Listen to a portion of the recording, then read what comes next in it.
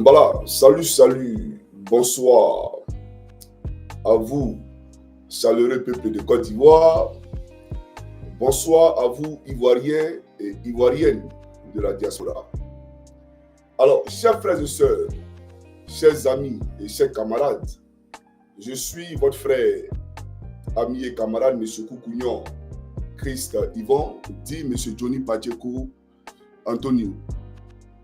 Alors, j'aimerais ici, de prime abord, qu'on me dise, bien entendu, si le son est bon, si on m'entend, pour qu'on puisse, bien entendu, commencer cette vidéo-là. Voilà, je ne sais pas si c'est parce que mon téléphone était en même temps connecté sur TikTok. Et donc, voilà pourquoi ça a coupé le son ici. Mais j'ai arrêté le live sur TikTok, donc on va le faire ici tranquillement. Vous m'entendez? D'accord. Alors, merci à vous tous qui répondez ici que vous m'entendez. Alors, c'est un plaisir pour moi de vous retrouver. Mais aujourd'hui, l'heure est grave. Il y a urgence de vous interpeller. Il y a urgence qu'on se parle. Parce que, voyez-vous, Dramane Ouattara a envoyé un bateau rempli de déchets toxiques, bien entendu, au large de Côte ivoirienne. Pour parler avec exactitude, donc avec précision, à Jacquesville. Alors, chers amis, la toxicité, bien entendu, contenue dans ce bateau-là, donc les déchets contenus dans ce bateau-là, sont susceptibles de tuer un être humain, bien entendu, qui le respire. Pas seulement un être humain, mais tout être vivant qui le respire. Ça veut dire qu'aujourd'hui, si on prend le contenu de ce bateau et qu'on le déverse dans l'océan, il n'y aura plus de vie dans l'océan. Tous les êtres vivants qui se meuvent, bien entendu, dans ces eaux-là, vont tous disparaître. Et Dramane Ouattara, au vu de tout ça, lui, il a décidé d'envoyer un bateau de déchets toxiques en Côte d'Ivoire. J'aimerais dire de prime abord que ce bateau-là ne peut pas arriver en Côte d'Ivoire sans que la marine nationale ne soit informée. Parce que nous avons une marine. Nous avons notre frontière sur les eaux internationales. Donc sur l'océan, là, nous avons notre frontière. Voilà pourquoi quand on découvre du pétrole entre le Ghana et la Côte d'Ivoire, on sait faire la part des choses. On sait si ce pétrole-là appartient soit au Ghana, soit à la Côte d'Ivoire, à partir des frontières tracées sur les eaux internationales. Donc un bateau ne peut pas accoster sur les rives ou bien franchir notre espace, vous comprenez, au niveau des océans, et puis l'État de Côte d'Ivoire n'est pas informé. Ça, c'est capital que les gens le comprennent d'abord, avant qu'on puisse avancer. Et donc, chers amis, voici que les Ivoiriens se réveillent scandalisés, paniqués. Et quelqu'un qui leur a promis de l'émergence, quelqu'un qui a dit qu'il allait donner à chaque citoyen l'égalité des chances, ce monsieur-là aujourd'hui est venu pour les tuer. Pourquoi? Parce qu'il est avide d'argent, il est cupide. C'est-à-dire, sa soif d'argent. On ne sait même pas ce qu'il va faire l'argent. Mais c'est lui qui cherche l'argent jusqu'au point où il est obligé aujourd'hui de venir compromettre la vie des Ivoiriens, mettre la vie des Ivoiriens en danger dans leur propre pays. Donc, on est à un moment donné, on doit se poser la question de savoir ce que les Ivoiriens ont fait à Dramane. On est d'accord ou pas? Alors, pour parler de cette question-là en profondeur, il faut remonter aux origines. Parce que, chers camarades, on ne pourrait parler de ce nouveau bateau qui contient en son sein des produits toxiques sans bien entendu aborder le premier cas, le Provoque Voilà. Alors, le président Laurent Gbagbo, quand il était aux affaires, il y a un bateau qui est arrivé en Côte d'Ivoire et ce bateau-là a été refusé par tout le monde entier. Mais c'est la Côte d'Ivoire qui a accepté ce bateau-là. Et on a déversé des déchets toxiques, bien entendu, près des habitations et il y a eu des morts. Et pour cela, la compagnie Trafigura a indemnisé, bien entendu, tous ceux qui étaient les victimes directes de ce drame-là. On a donné 200 millions de dollars pour toutes les victimes. Mais les 200 millions de dollars, Alassane Dramane Ouattara et Adama Bitogo ont mis l'âme rasoir là-dedans. Aucune victime n'a été indemnisée. C'est-à-dire, on a pris l'argent qui devait servir à soigner les gens et on a bouffé ça. Et il n'y a pas eu de procédure, il n'y a rien eu. Sous le regard coupable et le mutisme aveugle du procureur de la République. Donc, les voleurs aujourd'hui en costume cravate sont là érigés en tout cas à nous donner des leçons. Mais ils ont détourné hier l'argent des déchets toxiques sans que personne ne puisse blanchir.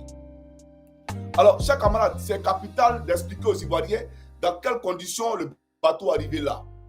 Je vous rappelle que le gouvernement du président Laurent Gbagbo, son deuxième gouvernement, après la rébellion, c'était un gouvernement d'union nationale, un gouvernement de sortie de crise, un gouvernement de consensus. Donc, dans ce gouvernement-là, il y avait des rebelles.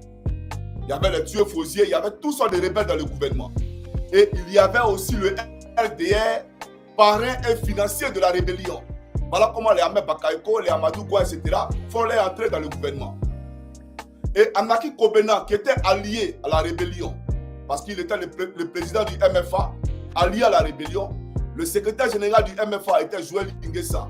Joël Ingessa qui allait témoigner contre M. Laurent Gbagbo à la Coupe internationale, l'oncle de Stéphane Kipré, était le secrétaire général, bien entendu, du mouvement des forces de l'avenir. Et Kipré lui-même, il était le président de la jeunesse du mouvement des forces de l'avenir. Donc, Anaki Kobena, ministre des Transports, était au parfait de tout. Aucun navire ne pouvait rentrer en Côte d'Ivoire sans son approbation. Il devait savoir en amont qu'un bateau arrive en Côte d'Ivoire. Et donc, voilà ce qui s'est passé. Le bateau arrive parce que, dites-moi, Laurent Gbagbo, il est couché, tous les ministères sont décentralisés. Chacun gère son ministère. Et je crois que Patrick Hachi, qui était ministre Gbagbo des infrastructures, c'est quand le RDA a pris le pouvoir qui s'est souvenu spectaculairement qu'il y avait des projets qui étaient, comment on appelle ça, sur la table, qui avaient été financés et qui valaient très rapidement mettre à pied d'eux, n'est-ce pas? C'est-à-dire, les projets, là, il les a mis en benne exprès sous Gbagbo Laurent, mais sous Ado, il s'est réveillé qu'il y avait des projets dans le placard. Ce Patrick Hachi était aussi dans le gouvernement. Ces gens qui ont saboté le travail de la République, ces gens qui ont compromis la République et qui ont préféré jouer le jeu d'un parti politique, donc le jeu de la rébellion. Alors, ces gens-là, si le président Laurent Gbagbo était en train de dormir dans les bras de Mofé et qu'il y avait un bateau qui arrivait, bien entendu, au large des côtes ivoiriennes, allait-il le réveiller pour dire il y a un bateau qui arrive? Est-ce que tous les bateaux qui rentrent à Abidjan là, et ils appellent le président Laurent Gbagbo pour lui dire qu'il y a tel bateau qui arrive? Non, ils ont des ministères. On est d'accord ou pas? Alors, chers camarades, voilà ce gouvernement-là qui a envoyé les déchets toxiques en Côte d'Ivoire. Mais on a attribué la paternité à Gbagbo. Parce qu'on dit c'est lui le président, donc on est d'accord, on a attribué la paternité. À l'époque de la Jossi Gang, j'ai fait une vidéo pour expliquer aux Ivoiriens dans quelles conditions ce bateau est arrivé là. Et j'ai donné le nom de celui qui a fait rentrer ce bateau-là en Côte d'Ivoire, qui a été promu par le président Alassane Draman Ouattara. Donc on va aller plus en profondeur, vous allez comprendre beaucoup de choses. Alors, chers camarades, je dis ici que je suis choqué, je suis ahuri, je suis sidéré de voir que la vie humaine n'a aucune valeur aux yeux d'Alassane Draman Ouattara. Aucune valeur. On nous envoie aujourd'hui un bateau rempli de déchets toxiques qui a été refusé par tous les pays de l'Union européenne. Mais comme on aime l'argent, le père des crédits, ce monsieur-là a décidé d'envoyer ce bateau-là et ce bateau-là, actuellement où je vous parle, à Jacquesville. Alors, voici la RTI qui sort pour dire que c'est les rumeurs. Mais vous là, on peut être vendu qu'à ce point-là. On peut trahir sa nation jusqu'à ce point, chers journalistes de la RTI. Un bateau arrive en Côte d'Ivoire. Tous les Ivoiriens sont conscients, même l'Union européenne, tout le monde a mis en garde face à ce bateau-là. La RTI sort, non, c'est les rumeurs. Ils ont fait la même chose avec ce vendu d'Ali Djerasouba sur la question des Libanais. C'est que nous, on voit en Côte d'Ivoire le mépris des Libanais sur le peuple de Côte d'Ivoire. L'hégémonie des Libanais sur le peuple de Côte d'Ivoire, lui, il dit non, c'est des rumeurs. Ce n'est pas normal, c'est des rumeurs. Parce que c'est des vendus. C'est des vendus, des traites qui mangent avec le Liban. Vous comprenez? Donc aujourd'hui, j'explique que c'est des rumeurs. D'abord, je vais lever l'équivoque pour vous dire que ce n'est pas des rumeurs RDI. Et après, j'ai pris son allocution. Allez, ça s'il vous plaît. Voilà. Ce n'est pas des rumeurs, suivez ça rapidement ici. Un bateau abandonné au bord d'ADC, dans la commune de Jacquesville, au série-ton de AN 1659. Voici ça. Sur le bateau, nous appelons les autorités pour trouver une solution à cela. Sur le bateau, un long bateau aujourd'hui à 3 heures le 5 septembre 2024 que ce bateau s'est retrouvé au bord d'ADC. Voilà. Donc, ça veut dire que depuis septembre 2024, ce bateau rempli de déchets toxiques était déjà au large des côtes ivoiriennes. Mais j'aimerais préciser une chose, parce que c'est capital chez les Ivoiriens. Voyez-vous, quand un bateau arrive là, en Côte d'Ivoire, on a un port qui est là, c'est le port, bien entendu, d'Abidjan, le port autonome d'Abidjan. Et il y a le port de San Pedro. En ma connaissance, à Jacquesville, il n'y a pas de port. En ma connaissance, là, à Jacquesville, il n'y a pas de port. À moins qu'on vienne me contredire ici pour dire que Draman a créé un port à Jacquesville. Mais à Jacquesville, il n'y a pas de port. Comment un bateau peut quitter, bien entendu, le port, c'est-à-dire le canal de Vridi, et il arrive jusqu'à Jacquesville. C'est-à-dire qu'il dépasse à Bobo-Doumé, il dépasse sur Pougon, et il arrive jusqu'à Jacquesville. C'est-à-dire qu'il est dans la Côte d'Ivoire profonde, sans que nos autorités ne soient au courant. Et vous voyez, hein, il est stationné tranquillement, paisiblement. Et il n'y a personne. Vous venez nous dire, nous expliquer dans quelles conditions ce bateau-là s'est retrouvé là. Est-ce que ce bateau peut se retrouver là sans la complicité des autorités? Est-ce que ce bateau peut se retrouver là sans que le directeur général de la douane ne soit informé? Mais c'est normal. Lorsque le commandant supérieur de la gendarmerie nationale est le premier vendeur de drogue en Côte d'Ivoire, on peut comprendre que le directeur général de la douane soit bien entendu de ce trafic illicite de drogue et de vol de voitures en Occident. Donc un bateau qui rentre, chers camarades, soyons sérieux. Est-ce qu'un bateau peut rentrer en France, dépasser Paris, et puis il va aller accoster par exemple à New York, ou il va aller accoster à Marseille, sans que personne ne soit au courant? Disons-nous la vérité. Donc le bateau, il rentre en Côte d'Ivoire, au lieu d'aller au port autonome de Treichville, lui, il s'en va directement, bien entendu, à Jacquesville. Parce qu'on voulait déverser ces produits toxiques-là, bien entendu, à proximité des populations pour que les gens meurent. Voilà le vrai point. Voilà le vrai point. Sinon, venez nous expliquer. Vous avez les caméras de surveillance partout. Draman, là, il a les caméras de surveillance partout. Il a les drones partout. Alors, comment se fait-il qu'un bateau rempli de déchets toxiques rentre en Côte d'Ivoire et se retrouve jusqu'à Jacquesville? C'est-à-dire, il contourne le port autonome d'Abidjan. C'est-à-dire, on lui dit, va de l'autre côté là, pas venir ici. Pas venir ici, va de l'autre côté là. Donc, ils sont en complicité avec le capitaine du navire. Et on dépose le bateau là, et puis on s'en va. Les Ivoiriens peuvent périr, les Ivoiriens peuvent mourir. Ça, c'est Draman Ouattara. Alors, je vais vous présenter ici une vidéo, et bien entendu, après, je vais poursuivre la locution. Voilà. On va vous expliquer le contenu de ce bateau-là, ce qu'il y a dedans. Et vous allez voir de quoi il s'agit véritablement. Alors, suivez, c'est parti. Maintenant, il faut tout faire pour éviter l'explosion et l'incendie de ce navire. Le Ruby, c'est une bombe en pleine mer qu'aucun port ne veut accueillir. Pour cause, le cargo transporte 20 000 tonnes de nitrate d'ammonium, 7 fois plus que la quantité qui a explosé dans le port de Beyrouth en 2020. Oh, shit. Parti de Russie, le Ruby a essuyé une tempête et cherche partout des docks pour effectuer des réparations. Sa cargaison est placée sous surveillance accrue par la marine française car elle a de quoi inquiéter. Les nitrates d'ammonium se transportent comme une marchandise dangereuse. Il ne faut pas l'embêter, comme tous les concurrents d'ailleurs. En ce moment, sur tous les porte-conteneurs que vous avez, il y a des matières dangereuses, des milliers de tonnes de matières dangereuses. Alors d'abord, vous en avez 20 000 tonnes, d'accord? C'est pas un petit peu. Et puis, le bateau est en avarie. Donc, il faudrait absolument le décharger, stocker le nitrate d'ammonium dans des lieux corrects et le recharger un peu plus tard. Donc, il faut juste... En poursuit, hein. Ce qui est important pour le nitrate d'ammonium dans ce genre de navire, c'est le tassement. Il va se tasser petit à petit et ça devient très compact et ça peut éventuellement faire une fausse détonation.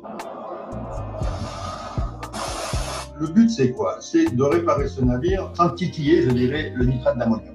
Il y a deux façons. Soit on le débat, soit on le vide de sa cargaison, on la stocke et on fait des réparations. Soit, s'il n'y a pas besoin de découper comme souder, on fait la réparation à bord. La coque, le gouvernail et l'hélice du cargo battant pavillon maltais auraient été endommagés dans la tempête. Le Ruby, dont l'équipage comprend 19 Syriens, s'est brièvement arrêté au port de Tromsø en Norvège, mais a très vite reçu l'ordre de s'éloigner des côtes. Il Il s'est aventuré dans les eaux danoises avant d'essuyer un nouveau refus, celui de la Lituanie. Il a repris ensuite la mer vers le sud et la Manche, visiblement escorté par un remorqueur selon le site Marine Traffic. On ne peut pas laisser ce genre de navires dans des ports vides. Quand bien même, vous ne pouvez pas non plus les laisser errer comme ça n'importe où. De toute façon, quoi qu'il en soit, il faudra le traiter. Donc à chaque fois qu'il va pénétrer dans les eaux d'un pays, il va demander les autorisations déjà pour traverser ou pour accoster. Donc à un moment donné, il va avoir une autorisation. Je ne vois pas toutes les autorités du monde le laisser errer en mer comme ça pendant des années. C'est pas possible.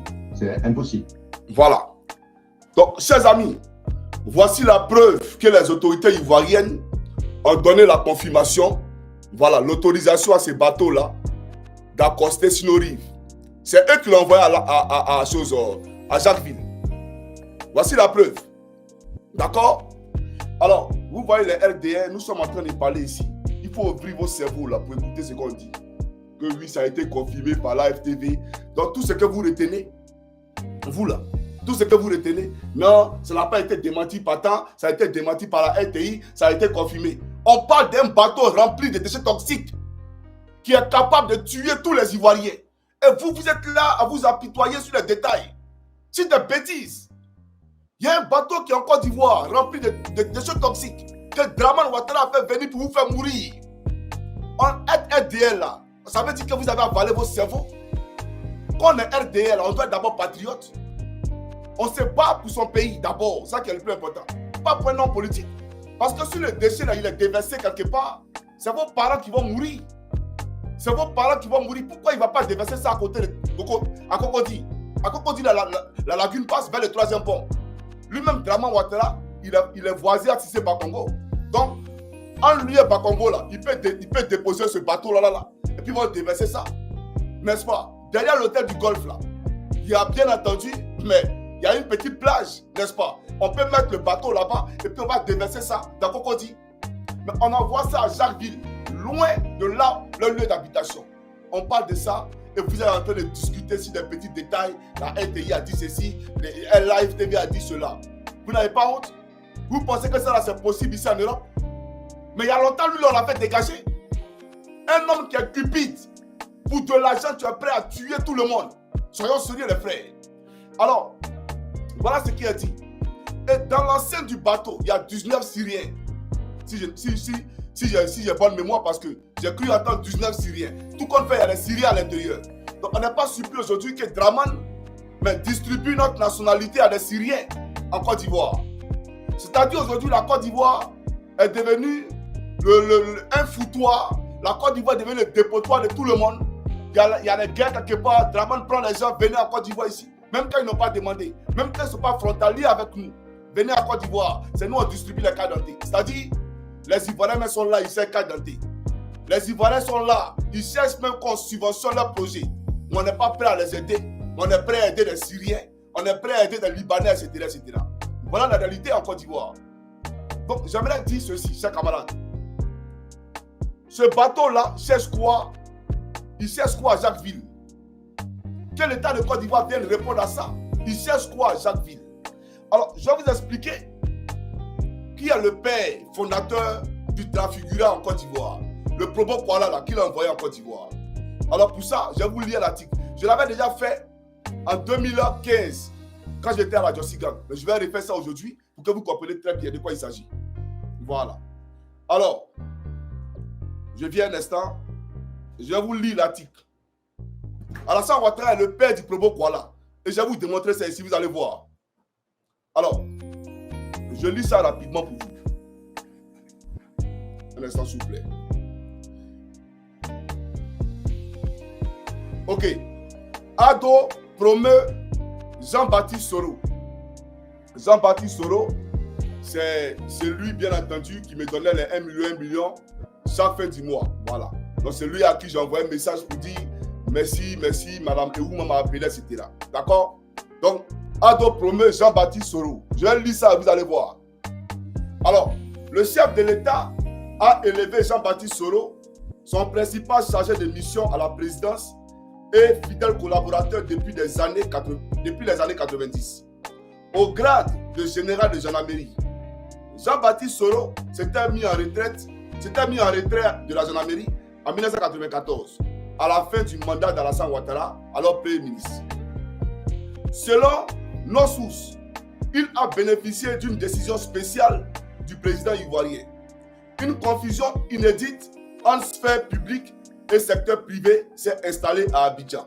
Elle profite surtout aux ministres. De nombreux parents de responsabilités politiques profitent de leur réseau familial au sein de l'appareil d'État pour prospérer dans le privé. Des pratiques aux antipodes de l'image que souhaite véhiculer Alassane Ouattara, ancien haut fonctionnaire du FMI. Pétrole, énergie, transport, la société Citrans, logistique et patrimoine, opportunément créée en 2014 par Zoumana Bakayoko, le frère aîné du ministre de la Sécurité et de l'Intérieur, Ahmed Bakayoko, s'est vu octroyer l'une des 2 concessions de transport fluvial à Abidjan. Le gouvernement a apporté sa garantie pour le financement de ce projet à hauteur de 21 milliards de francs CFA, soit 32 millions d'euros, en signant avec le groupe marocain Banque Populaire. Ça veut dire que la société du frère d'Ahmed Bakayoko, d'accord, c'est l'État de Côte d'Ivoire qui l'a financé. Donc ça appartient aux Ivoiriens. Mais voilà les gens qui disent que c'est la société. Et l'État de Côte d'Ivoire prend plus de 32 millions d'euros pour financer la société, bien entendu, d'un proche de leur gouvernement. Voilà un peu l'État de Côte d'Ivoire. On poursuit. Zoumana Bakayoko est aussi présent dans le cacao via sa société Agro-West Africa. Également dans la course au marché public, l'entreprise Tanassa Technologies SA, fondée en 2012. Donc, eux, ils ont commencé à créer les entreprises après la prise de pouvoir d'Alassane Ouattara. 2012, 2011, 2012, 2011. On poursuit, hein? Fondée en 2012, est présidée par le ministre de l'Énergie et du Pétrole, Adama Toungara, et dirigée par sa fille, Bintou Kamara Toungara. Entreprise présente sur divers marchés. Tanassa Technologies emporte les contrats liés au secteur pétrolier. Donc, on donne les contrats à sa fille, à la fille d'Adama Toungara. Donc, lui devient ministre de l'Énergie et on dit à sa fille de créer une entreprise. Et on donne tous les marchés du ministère à sa fille. On poursuit. Dès la nomination de son père, Gaoussou Touré, comme ministre des Transports, Mariam Touré a pour sa part créé FES Communication. Cette société de conseil récupère de nombreux contrats émanant du même département ministériel ainsi que l'organisation d'événements comme l'Africa Network BBQ. Alors, on poursuit. Cette présidentielle, quant aux membres de la famille de Dominique Ouattara, ils sont aux premières loges.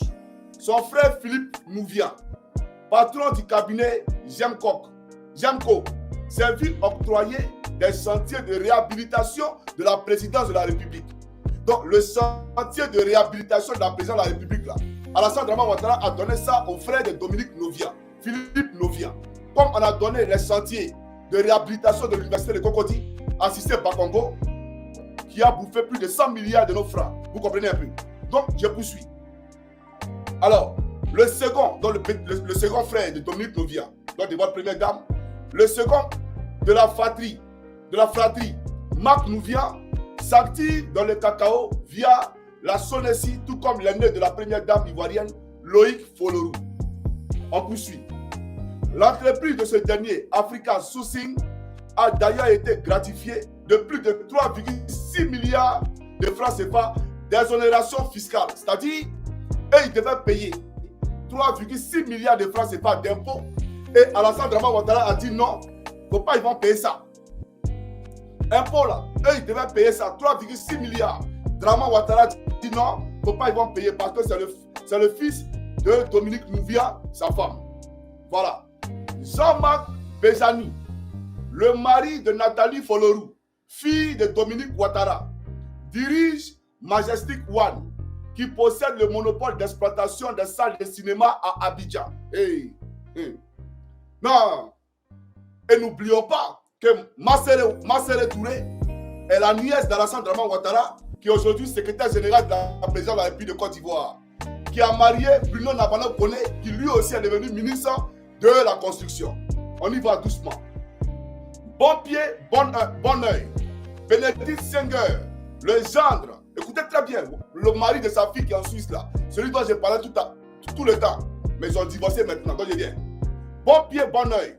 Bénédicte Senghor, le jeune d'Alassane Ouattara, préside quant à lui Web Fontaine, Côte d'Ivoire, filiale du groupe Web Fontaine, chargé de contrôler les importations et les exportations du pays. Alors, je viens. La dernière partie, là, ça qui nous intéresse. J'ai dit que l'État de Côte d'Ivoire avait signé un décret, d'accord, pour financer la société Web Fontaine. Et on a donné ça à qui? Au mari de la fille d'Alassane Ouattara. C'est un Suisse qui a marié sa fille. Alors, je vous explique, vous allez comprendre de quoi il s'agit. Désormais, la douane, là, elle est quasi inexistante en Côte d'Ivoire.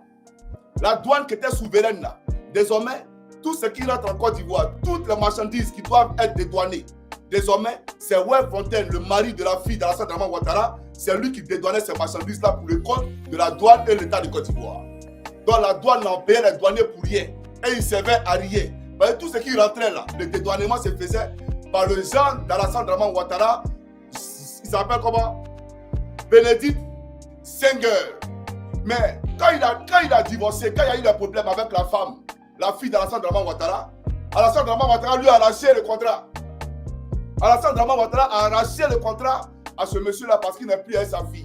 Voilà ce qui nous dirige. Hein. Voilà ce qui gouverne la Côte d'Ivoire. Alors, le dernier chapitre qui nous intéresse ici, c'est celui-là. Écoutez très bien maintenant. Écoutez très bien cette partie-là. C'est ça là qui nous intéresse. Quand ton neveu du chef de l'État, Amadou Touré, patron de Puma Énergie, Côte d'Ivoire, filiale de Trafigura, il s'apprête à récupérer en gré à gré le réseau de stations-service de la Petrosi.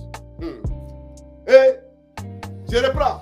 Quand ton neveu du chef de l'État, Amadou Touré, patron de Puma Énergie Côte d'Ivoire, filiale de Trafigura, il s'apprête à récupérer en gré à gré le réseau de stations-service de la Petrosi. Alors que nous savons très bien, chers camarades, que Trafigura, c'est eux qui ont envoyé de cet toxique là pour voilà là. Voilà ça ici. En haut là. Il faut lire en haut là. Vous voyez un peu. Donc, c'est eux qui ont envoyé, bien entendu, le déchet toxique en Côte d'Ivoire.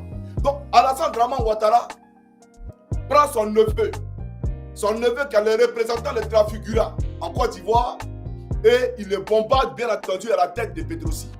Voilà la réalité. Donc, qui a envoyé le déchet toxique en Côte d'Ivoire?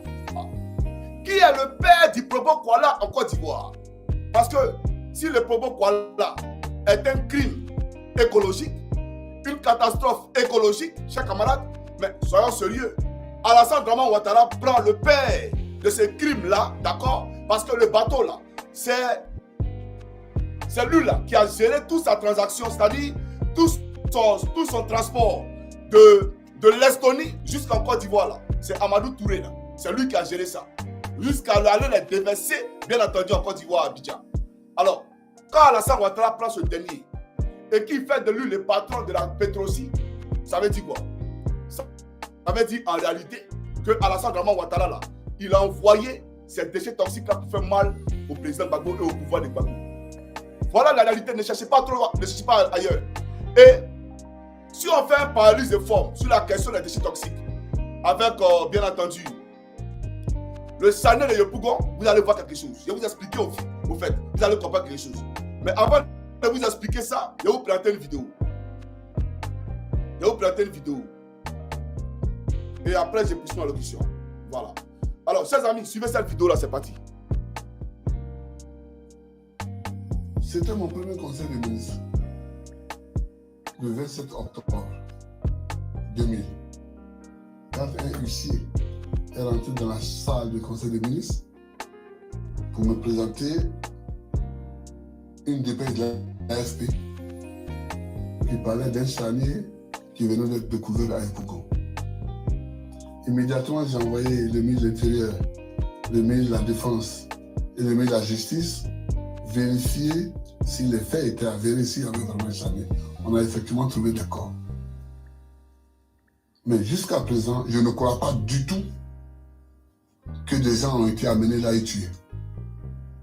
Je ne le crois pas. Et c'est pour des choses comme ça que je pense que ceux qui écrivent sur la Côte d'Ivoire et sur l'Afrique devaient être un peu plus prudents.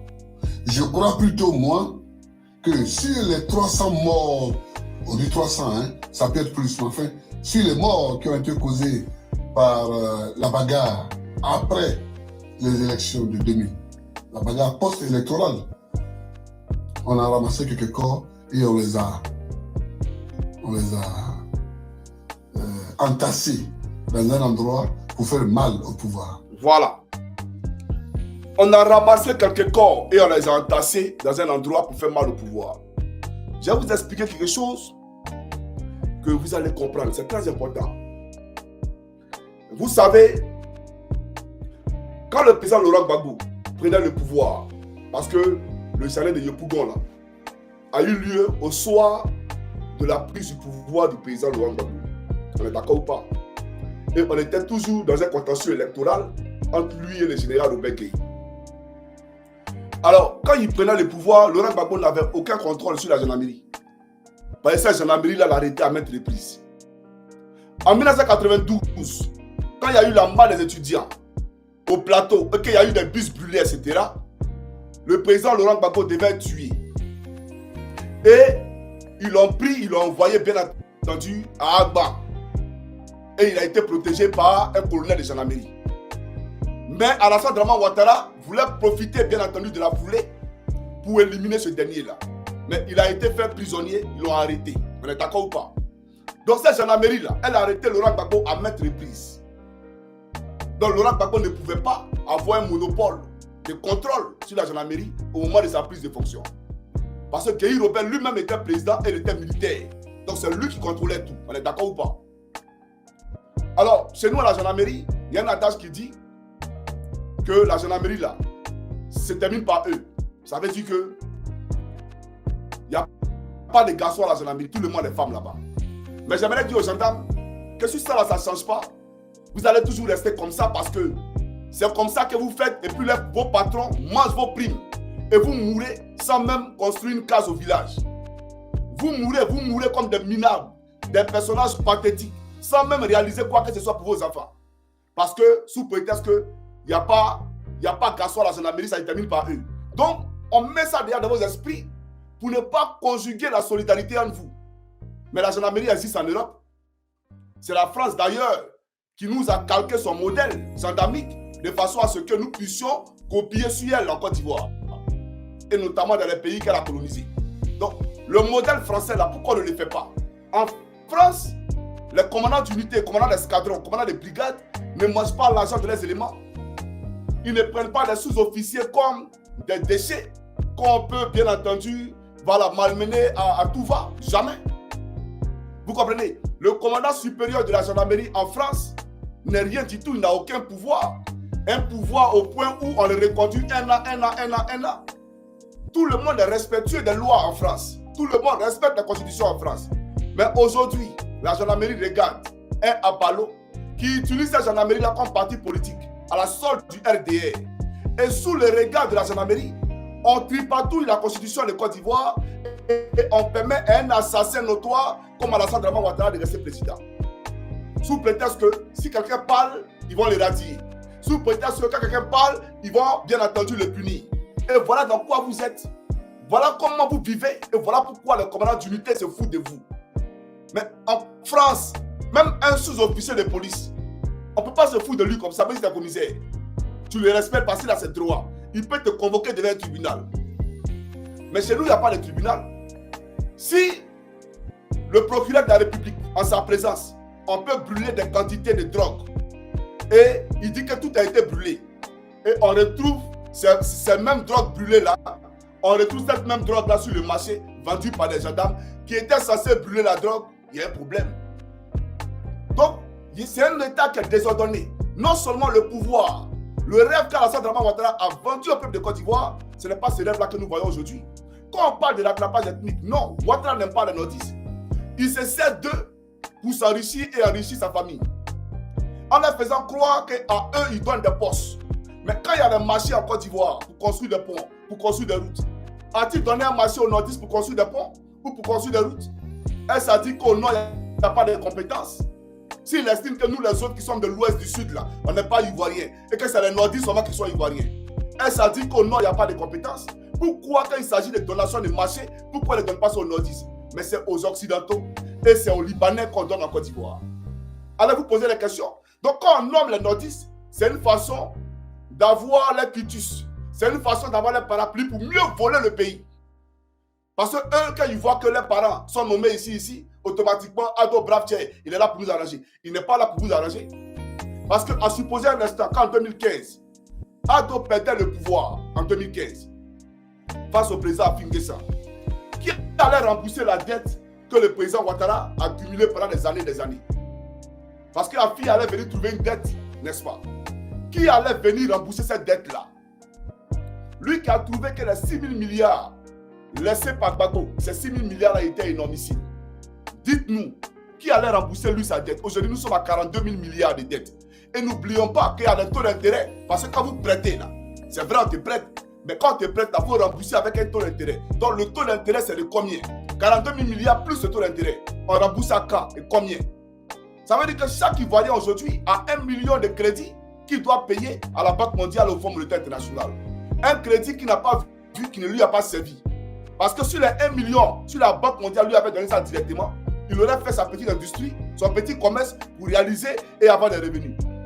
Mais Alassane Ouattara et son clan vont s'endetter sur le dos de la Côte d'Ivoire et les Ivoiriens se doivent de rembourser ce crédit-là plus tard.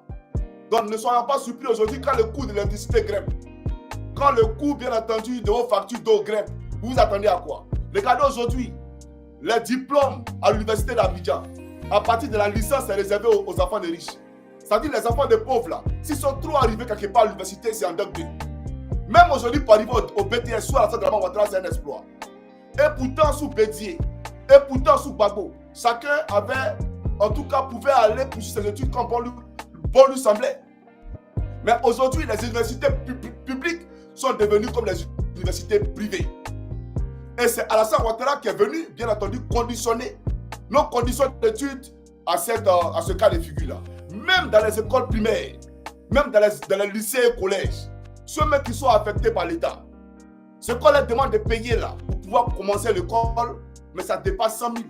On n'a jamais vu ça avant. Et c'est Ouattara qui nous a promis la gratuité de l'école de la maternelle au BPC là. C'est sur Alassane Ouattara qu'on voit ça aujourd'hui. On est d'accord ou pas? Donc c'est pour dire tout simplement que ce monsieur Alassane Ouattara ne nous aime pas et il ne nous a jamais aimés. Quand les gens sont là, ils parlent. Je ne sais pas trop de quoi vous parlez. Vous comprenez? Donc, monsieur, pour revenir au sujet que je suis en train comment on appelle ça, de déblatérer, bien entendu, c'est la question du charnier de Yopougon. Le président Alassane Ouattara a arrêté le président Gbagbo Laurent à maintes reprises. Le président Gbagbo Laurent n'avait aucun monopole, aucun contrôle sur la gendarmerie nationale. Alors, comme on dit que dans la gendarmerie, ça se termine par eux, et qu'il y a un eux à la fin, personne ne devait parler. Donc, restez là, vous allez toujours rester comme ça. Mais il y a des gendarmes en France, hein, ils ne sont pas pareils à vous. Il y a des gendarmes en France, même les légionnaires en France ici, là, ils sont mieux que vous. Mais vous allez toujours souffrir, rester dans la misère, mourir comme des chiens, tués par des coupeurs de route, sans que personne ne branche. Voilà la réalité chez les gendarmes de Côte d'Ivoire. Mais pour revenir au sujet du jour, pour dire que aucun gendarme ne voulait sortir pour aller affronter Gueye. Aucun gendarme. D'ailleurs, c'est quelle unité de gendarmerie qui possède des blindés pour aller affronter Gueye? Ça n'existait pas. C'était seulement le VAB. Le VAB qui a été contrôlé par ABI pendant la crise post-électorale.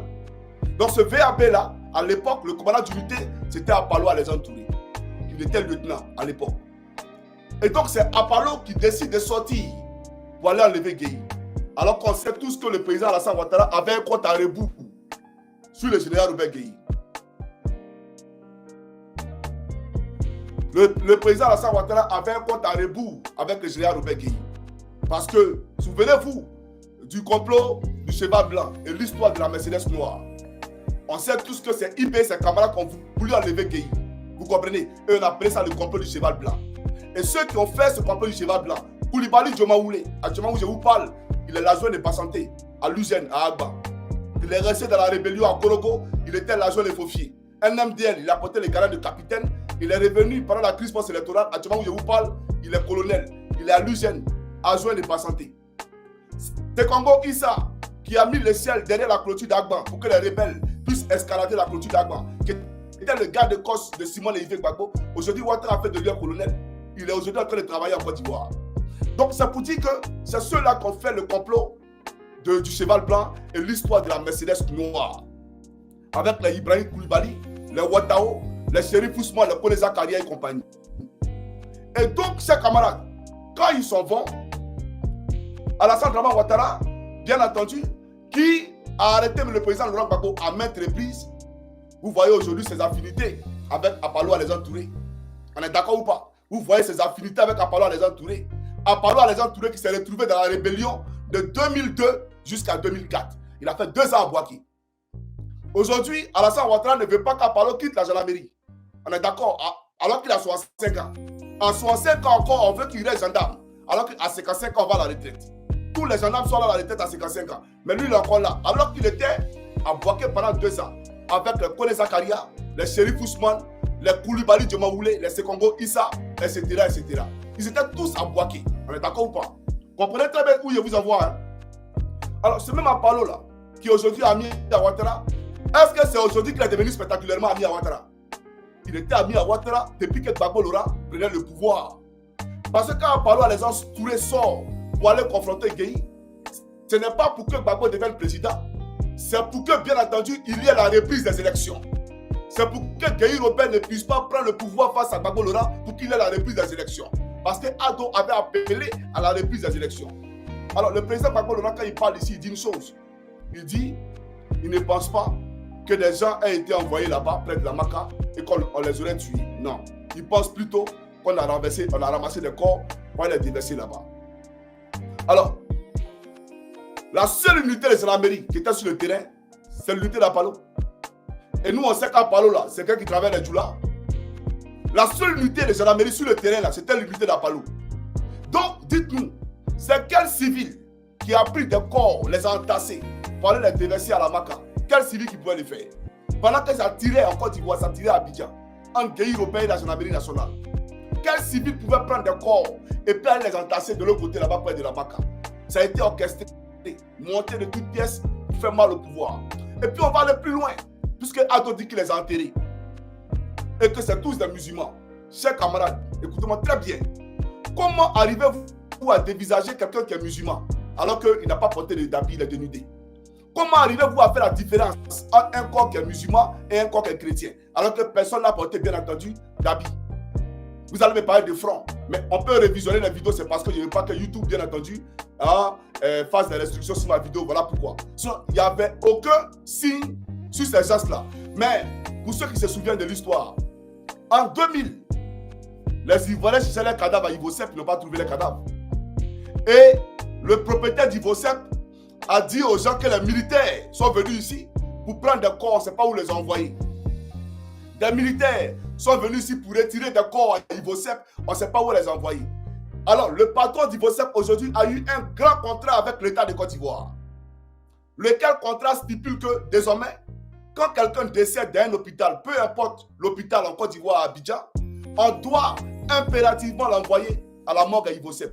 Il n'y a plus de morgue ailleurs où on doit l'envoyer. Il faut l'envoyer à Ivosep. C'est Ouattara qui a signé ça à Ivosep. Donc voilà le contrat qui gagne. Maintenant, pourquoi tu ne permets pas aux Ivoiriens d'envoyer leur corps dans la morgue de leur choix? Pourquoi on ne prend pas les Ivoiriens qui sont décédés pour les envoyer dans la morgue de nos choix? Pourquoi faille qu'on les envoie forcément à Ivosep? Parce que c'est le contrat. C'est ce que l'État de Côte d'Ivoire a ordonné désormais de faire. Mais Ado, là, le propriétaire d'Ivosep, il aime comment? Au point où, si quelqu'un meurt, on doit partir là-bas. Lui qui est mort là, c'est ta famille, président Ouattara. Il n'est pas de ta famille. Donc pourquoi on doit l'envoyer là-bas? Ça veut dire que lui là, il a fait un travail pour toi. Il a fait un travail pour toi, donc tu lui es redevable. Et donc, c'est la reconnaissance là qui est là. Désormais, il a été fait manger. Donc tous les corps ont disparu. Nos voisins à l'époque, Autismen, ils sont allés à la morgue. Nos voisins qui étaient musulmans, Autismen, sont allés à la morgue. Les corps avaient disparu. Ça fait un scandale au quartier. Un scandale au quartier. On ne comprenait pas. un corps qui a disparu, ça veut dire quoi? Mais l'explication qu'a donnée, il faut savoir que des militaires sont venus ici pour prendre des corps. Ces militaires-là vont aller où avec ces corps? Question. Il faut qu'on réponde à la question. Et dans la même période où il y avait le contentieux électoral entre le président Gbagbo et le président Robert Gueye. Donc, celui qui a fait ça, c'est Apalo Alexandre Touré. Voilà pourquoi à l'époque, j'ai fait une vidéo pour vous dire, si vous voulez chercher le père du Sénégal de Yopougon, ne cherchez pas ailleurs. Allez demander à Apalo Alexandre Touré. Mais c'est lui seul qui était sur le terrain. Ce n'est pas quelqu'un. Donc, quand on comprend qu'il était dans la rébellion, quand on comprend qu'il a vendu le corps des gendarmeries à la rébellion pour le compte d'Alassane Dramane Ouattara pendant la crise post-électorale de 2011, quand on comprend que Ado l'a mis à la tête de l'école des gendarmeries d'Abidjan, quand on comprend que Ado a fait de lui le commandant en second qui allait seconder bien entendu Kwaku Nicolas au commandement supérieur de la gendarmerie, quand on comprend qu'après Nicolas, on bombarde Apalo, commandant supérieur de la gendarmerie, et même quand il doit aller à la retraite, on prolonge un an jusqu'à ce jour, on comprend aisément que la crise de 2010 là, de 2000 entre Gbagbo et le général Robert Gueye, c'est Alassane Ouattara qui a organisé cette crise-là. Alassane Ouattara a utilisé Apalo pour faire mal, bien entendu, au président Laurent Gbagbo. Et ils ont pris ces corps-là pour les déverser là-bas parce qu'aucun civil, j'ai dit bien aucun civil, ne pouvait prendre des corps. Qui a le courage? Toi, tu vas prendre des cadavres dans ta voiture, tu vas les déposer quelque part. Même t'assois un cadavre, même là, toi, tu as de ça. Mais un civil va prendre un cadavre pour aller déposer à la Maca. C'est Apalo qui l'a fait pour le corps de Dramane Ouattara pour faire mal à Laurent Gbagbo. Il faut que vous compreniez ça tout simplement. Et les gendarmes le savent, tout le monde le sait à la gendarmerie. Parce qu'il n'y avait aucune unité sur le terrain. C'est lui seul qui était sur le terrain. Et puis, quand c'est fini, il a fui le pays. Quand il y a eu le Sani de Pougola, quand le Sani a été découvert, on cherche Apalo, Apalo a fui le pays. Et regardez ce qu'il va me dire. Lui et moi, on est assis. Et il va m'expliquer maintenant que, au fait, quand lui l'a enlevé, Gueye Robert, les gens sont allés dire à Gbagbo que lui travaille pour Ouattara. En 2000 déjà, en 2000, voilà ce qu'Apalo dit. Que quand il a enlevé Gueye là, les gendarmes sont allés dire à Gbagbo que lui il travaille pour Ouattara. Donc le président Gbagbo Laurent a donné ordre de l'éliminer. Apalo. Voilà, écoutez très bien ce qu'il dit. Hein. Et ce jour-là, Vivi Lamou était à côté. Clark Delodi était à côté. Clark Delodi, mon ami, il était à côté. Vivi Lamou était à côté. Il est assis. Maintenant, comme ça, Doyi n'est rien, on écoute le Doyiman. Et il continue. Il dit, voilà comment ils ont fait une réunion à Agban, nuitamment, pour lui ôter la vie. On devait le tuer s'il rentrait à Agban. Donc lui, il a eu le coup, il a pris sa voiture et il a pris la poudre d'escampette. Et son chauffeur. Il allait du côté de l'Est de la Côte d'Ivoire. Donc arrivé vers Bengourou, vers Bondoukou pour aller vers le Ghana, les gendarmes ont vu sa voiture, ils ont reconnu sa voiture. On dit voilà Apalo. Donc lui il est dans la voiture et puis il entend ça. Et puis il dit à son chauffeur ne t'arrête pas. Fonce sur le corridor. Et donc son chauffeur va à vive allure sur le corridor. Et les gendarmes commencent à rafaler sur le véhicule. On va tirer son véhicule. Et lui, il passe néanmoins la frontière. Et il sort de l'autre côté là-bas au Ghana. Et maintenant il enlève son habit. Et puis il nous montre des cicatrices. Il dit tu vois ça Johnny? Ça c'est balle. Voilà, c'est quand ils ont tiré 6 mois là, à la frontière là. C'est balle là qui est là, tu vois. Tu vois ici là, c'est balle. Voilà, ça c'est balle. Ils ont tiré 6 mois les gens les Gbagbo là. Ils ont tiré 6 mois. Vous comprenez? Donc il a fui. De 2000, il a disparu. Et il est resté là-bas jusqu'à ce qu'il y ait la rébellion. De 2000 jusqu'à 2002, il est resté là-bas jusqu'à ce qu'il y ait la rébellion. Et il est resté pendant la rébellion à Bouaké pendant 2 ans. Donc quand on égorgeait les gendarmes à Bouaké là, Apalo était là-bas, il a fait réunion, et les rebelles pour aller égorger les gendarmes. Et il y avait le MDL chef, Mamadi Sall, qui était le commandant de l'escadron de Daoukro. Voilà. Qui était celui, il a fait une vidéo où je vous expliquais qu'il y a un ancien gendarme qui a porté les galons de capitaine et puis il est venu dire celui-là a géré des gens qui étaient sans matricule. Ce n'est pas les gendarmes que lui ne peut pas gérer. C'est pas ça? Je vais vous expliquer ça. Donc, ce monsieur-là, il était avec Apalo là-bas. Et quand il parle des gens sans matricule qu'il a géré, il parle des rebelles. Donc, ce n'est pas les gendarmes qui ne peuvent pas gérer. Apalo l'a mis à la tête de l'escadron de Daoukro pour fustiger tous les officiers qui étaient là. Vous comprenez? Donc, Apalo était là-bas, ils ont fait des réunions ensemble pour tuer les gendarmes à Bouaké. Vous comprenez? Et ce Apalo-là est revenu en 2004. Et Laurent Gbagbo, le président Gbagbo, a laissé ce monsieur-là être l'adjoint de Toba Noé, notre commandant école. à Torogui, de Toba Noé. Vous savez, Toba Noé, sa mort fut vraiment une mort incroyable. Parce qu'il est mort de crise cardiaque. Spectaculairement. Il est mort de crise cardiaque comme le cancer fulgurant d'Ahmed Bakayoko. Il est mort de crise cardiaque comme la disparition tragique de Bob Lee dès son retour de Paris. Il est mort de façon tragique et suspecte, telle la disparition de Konan Bédié, notre président, et bien entendu, son cuisinier. Et le cuisinier d'Ahmed Bakayoko aussi qui a disparu. Des cuisiniers qui disparaissent avec leur patron. Il est mort miraculeusement comme Jenny Kobena. Voilà la réalité. Toba Noé est mort miraculeusement.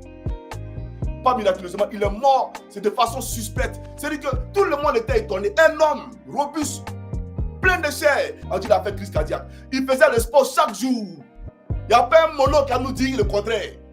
Quand on dit mono là, lui là, colonel, il faisait le sport chaque jour. Chaque 3 heures du matin, il est sur pied. Et il ne manquait pas un jour, le colonel Toba Noé. Mais il est mort de façon suspecte, curieusement. Et Apollo prend la tête de l'école Genami de Torogui. Et résultat, il vend l'école de Genami de Torogui à la rébellion. De même que Kasserate est mort de façon suspecte. Après son passage à la CPI, là, le témoignage a déplu au pouvoir. Donc, ils ont enlevé Kasserate à son poste d'ambassadeur de Côte d'Ivoire au Sénégal. Et ils ont laissé Mangou parce que Mangou a bien témoigné pour eux là-bas. Mais Kasserate là, ils ont enlevé Kasserate là-bas parce qu'il a bien témoigné pour Gbagbo. Et ils l'ont enlevé à la tête de l'ambassade de Côte d'Ivoire au Sénégal. Et ils l'ont jeté où ça? Ils l'ont laissé à lui-même. Kasserate allait travailler au PDCI RDA. Et Kasserate est mort de façon suspecte. Crise cardiaque aussi, comme Toba Noé. Kasserate a eu... C'est le Côte d'Ivoire, il y a les crises cardiaques. Hein. Il y a tellement de crises cardiaques. Mais s'il y avait crise cardiaque là, chaque jour qu'on se réveille au plateau, on allait voir les Ivoiriens faire des crises cardiaques. C'est épidémie de crise cardiaque. On allait voir les gens tomber dans le plateau, les crises cardiaques, et puis on dit, mais ramassez-les, ça prend les crises cardiaques. Mais les gens meurent. Vous voyez un peu, ça suicide les gens au haut sommet de l'État. Les gens disparaissent. Ceux ne sont pas venus pour jouer les Ivoiriens. Ceux qui sont là, ils ne sont pas venus pour jouer les gars. Et ils sont venus pour tuer le peuple de Côte d'Ivoire. Donc ça pour dire au peuple de Côte d'Ivoire, votre provo Kuala là, déchets toxiques là, c'est pas Gbagbo. C'est pas Gbagbo. C'est le neveu d'Alassane Dramane Ouattara qui était le représentant de Trafigura en Côte d'Ivoire. Parce que Trafigura avait une filiale en Côte d'Ivoire. D'accord? Donc ils ont travaillé de concert avec cette filiale là. Et c'est ce neveu là qui a fait déverser ce bateau là avec M. Kabla. Pour préciser les choses. Avec M. Kabla. D'accord? Qui travaille à Puma. D'accord? C'est eux-là qui ont permis à ce que ce bateau-là vienne accoster sur les rives, bien entendu, de Côte ivoirienne. Et Alassane Dramane Ouattara a fait de celui-là DG de Petrosi. Quelqu'un qui a tué les Ivoiriens. Toi-même, tu dis que DG Petrosi, c'est pas bon. Gbagbo a fait ça, Gbagbo a fait ça. Et lui qui a fait ça là, quand tu le prends, tu mets DG de Petrosi. On peut faire ça? On peut faire ça. Donc, voilà la réalité, chers camarades.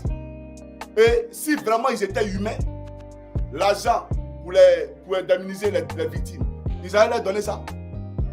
Ils allaient leur donner l'argent. Mais Adama Bitogo a mis l'âme dans l'argent là. Il a mis l'âme dedans. Et puis Alassane Ouattara n'a rien fait. Donc comprenez. Comprendra qui pourra. Sinon, on peut venir prendre l'argent des gens comme ça. Si on a pris à Poutou pour le mettre en prison, c'est 200 millions de victimes là qu'on ne peut pas régler. C'est ça qu'on ne peut pas régler. Et jusqu'aujourd'hui, rien n'est fait. C'est pas allé quelque part. Vous comprenez un peu? Donc, c'est pour dire au peuple de Côte d'Ivoire que nous avons un pouvoir d'assassin, de meurtrier à la tête de notre pays. Voilà. Des gens qui ont envoyé un bateau rempli de déchets toxiques dans notre pays. Parce que le chien ne change jamais sa manière de s'asseoir. Donc, ils ont envoyé ça à Jacquesville.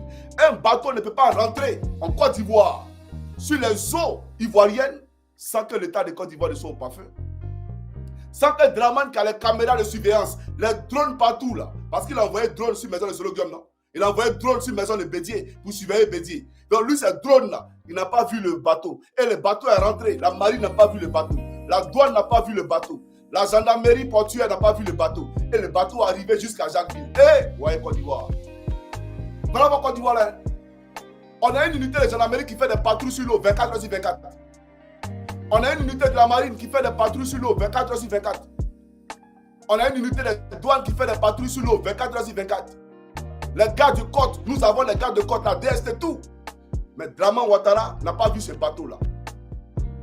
Ils n'ont pas vu ce bateau et ce bateau est venu jusqu'à Jacquesville. Comprenez, Ivoirien. Mais je vais m'arrêter là pour l'instant parce que je dois répondre à un RDR qui allait prendre une vidéo de Don Giovanni pensant que c'est à moi. Il y a un voyageur dans ton esprit tout à l'heure là. Il faut regarder ce qui s'est passé. Et puis quand elle finit à toi, je vais m'adresser à Assimi Goïta comme j'ai promis parce qu'il y a des révélations à faire. Si vous avez Africains pour le Côte d'Ivoire, que Dieu vous bénisse, soyez prudents parce que le serpent n'est pas comme mort. Le serpent n'est pas loin. Voilà, ce monsieur qui dirige la Côte d'Ivoire et sa famille et son clan là. Voilà ce qui vous envoie aujourd'hui en Côte d'Ivoire. Vous savez désormais qui vous a tué. Ce n'est pas Gbagbo qui a envoyé les déchets toxiques. Et puis j'ai vu quelqu'un dire ici, tu défends Gbagbo. Moi je défends tous ceux qui veulent faire tomber Alassane Ouattara. Moi je ne suis pas pro Gbagbo. Je ne suis pas pro Thiam, je ne suis pas pro Sorou. Je suis pour la Côte d'Ivoire.